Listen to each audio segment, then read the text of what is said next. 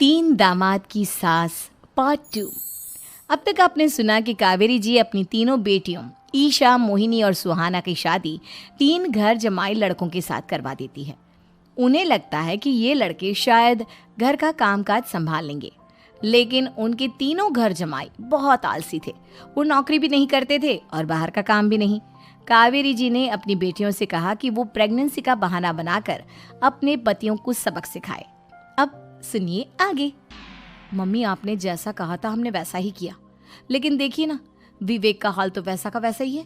घर में ना सुबह का नाश्ता बनता है और ना खाना। नौकरी पर जाने की बात करूं तो खाने को दौड़ते हैं मुझे।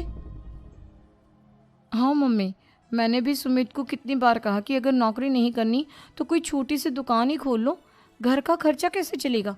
देखो दोपहर के 12 बजने आए और जनाब अभी तक सो रहे हैं।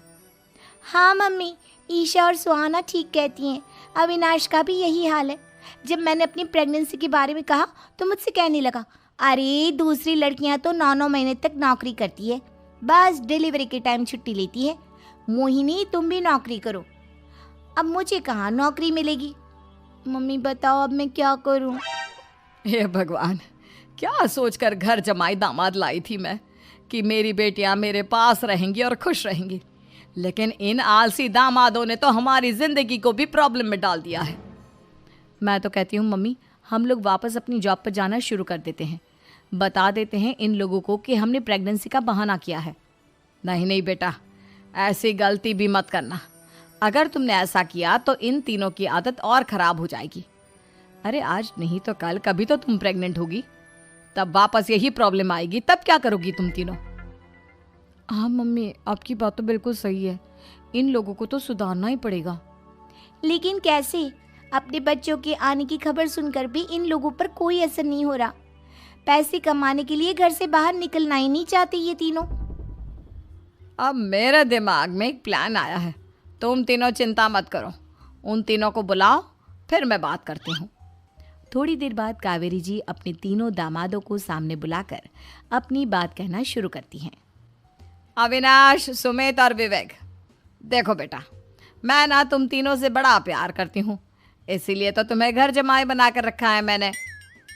अरे मम्मी जी, सीधे सीधे कहिए ना, क्या बात है। प्यार तो हम भी आपको बहुत करते हैं।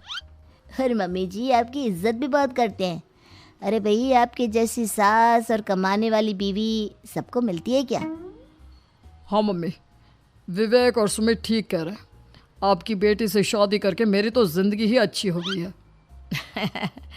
जानती हूँ मैं, और ये भी जानती हूँ कि तुम तीनों अपने अपनी बीवियों से बहुत प्यार करते हो। बेटा, बात ऐसी है कि हमारे कुल गुरु ने कहा है कि प्रेग्नेंट होने के बाद मेरी तीनों बेटियां शुरू के 4 महीने हमारे गांव में जाकर रहेगी, जहां मेरे चाचा जी रहते हैं। अरे लेकिन क्यों मम्मी, गांव में जाकर रहने की क्या ज़रूरत है इन तीनों को। वो क्या है ना बेटा, हमारे परिवार को एक श्राप है। अगर मेरी बेटियों ने यहाँ पर बच्चा पैदा करने की कोशिश की तो उनके बच्चों को कुछ भी हो सकता है। इसलिए अब से लेकर 4 महीने पूरे होने तक इन्हें गांव वाले घर में रहना पड़ेगा। हाँ तो इसमें प्रॉब्लम क्या है मम्मी जी? हम भी वहाँ जाकर रहेंगे, पिकनिक मनाएंगे। अरे भाई, बीवी जहाँ हम भी वहाँ। हाँ यार, आइडिया तो बहुत अच्छा है। शहर की ज़िंदगी में रह रहकर परेशान हो चुके हैं, अब कुछ दिन गांव में बिताएंगे। तुम लोग समझने की कोशिश क्यों नहीं करते। तुम में से कोई भी वहाँ नहीं जा सकता, और मैं यहाँ रहूँगी ना तुम तीनों के साथ। 4 महीने की तो बात है, उसके बाद ये तीनों ही लौट कर आ जाएंगी। ठीक है मम्मी जी, अब हमारे बच्चों का सवाल है तो ये तो करना ही पड़ेगा। कावेरी अपनी तीनों बेटियों को कुछ दिन के लिए घर से बाहर कहीं दूसरे शहर में रहने के लिए भेज देती है। कुछ दिनों के बाद, अरे मम्मी जी, बहुत दिन से पिज्ज़ा नहीं खाया, मंगवाइए ना। क्या बताऊं बेटा, पहले तो बेटियां खर्चा दे देती थी क्योंकि उनकी नौकरी थी, लेकिन अब तो मेरे पास पैसे ही नहीं बचे। थोड़े बहुत पैसे हैं जो बच्चों की डिलीवरी में काम आएंगे। लेकिन मम्मी जी, आपकी बेटियों को वापस आने में तो अभी बहुत वक्त बाकी है। वही सोच सोच कर परेशान हो रही हूँ। सोच रही हूँ कल से दूध भी बंद करवा देती हूँ। अब दूध वाले को देने के लिए पैसे भी तो नहीं है ना।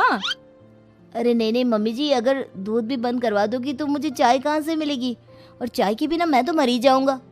क्या करूं बेटा, इसके अलावा हमारे पास कोई ऑप्शन नहीं है, मेरे पास पैसे ही नहीं बचे।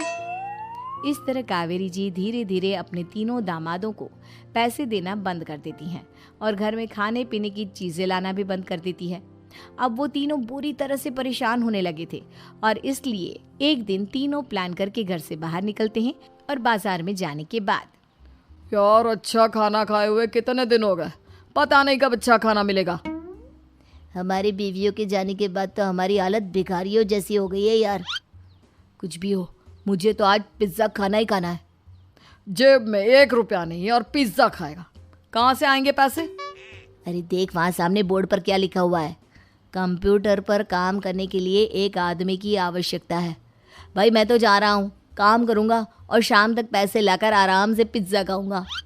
जा जा, तुझे कोई काम नहीं देने वाला, हम तो घर जा रहे हैं। चल भाई सुमित।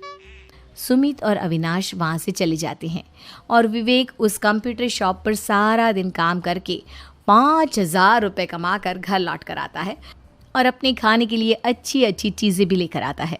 ये देखकर विवेक और सुमित के दिल में भी कुछ पैसे कमाने की इच्छा जागती है। अरे सुबह सुबह कहाँ चल दिए तुम? मम्मी जी एक बहुत अच्छी जगह मिली है, कंप्यूटर पर काम करने के 5,000 मिले थे कल मुझे। अगर रोज़ काम करूँगा तो पूरे 40,000 की तनख्वाह। अरे वाह, ये तो बहुत अच्छी बात है दामाद जी, आपको जाना ही चाहिए। सुमित और अविनाश विवेक को इस तरह तरक्की करते देखकर परेशान हो जाते हैं और वो दोनों भी काम की तलाश में निकल पड़ते हैं। धीरे धीरे उन दोनों को भी काम मिल जाता है। अब कावेरी के तीनों दामाद छोटी मोटी नौकरी करके अच्छा पैसा कमाने लगे थे। एक दिन कावेरी उन्हें अपने पास बुलाती हैं। अरे वाह, विवेक 40,000 कमा लेता है, अविनाश 60,000 और सुमित तुम भी 40,000 के आसपास कमा ही लेते हो। कुल मिलाकर तुम अच्छे खासे पैसे कमा रहे हो बेटा। हाँ मम्मी जी, बहुत मज़ा आता है जब महीने के एंड में मोटी रकम हाथ में आती है। पूछिए मत मम्मी जी, घर में रहकर रोटी बना बना कर और तो जैसा महसूस होने लगा था मुझे तो। हाँ बेटा, तुम तीनों की बात तो बिल्कुल ठीक है और जानते हो अब तुम तीनों की पत्नियां भी वापस लौट कर आने वाली है। लेकिन मम्मी जी अभी तो उन्हें गए सिर्फ 2 महीने हुए हैं, आपने तो कहा था वो 4 महीने के बाद लौट कर आएंगी। ऐसा कुछ नहीं है बेटा, मैं सिर्फ तुम तीनों को सबक सिखाना चाहती थी कि आदमी घर में बैठकर बीवी की कमाई खाता हुआ अच्छा नहीं लगता। इस दुनिया में हर इंसान को मेहनत करनी चाहिए, काम करना चाहिए, चाहे वो औरत हो या आदमी, ताकि अपने परिवार को संभाल सके। कावेरी की बात सुनकर उन तीनों को अपनी गलती का एहसास होता है और कावेरी उन्हें सच बता देती है कि ईशा, सुहाना और मोहिनी शहर में ही कहीं दूसरी जगह रह रहे थे। शाम के वक्त उन तीनों की पत्नियां लौट कर आ जाती है और कावेरी जी का परिवार एक खुशहाल परिवार की तरह रहने लगता है।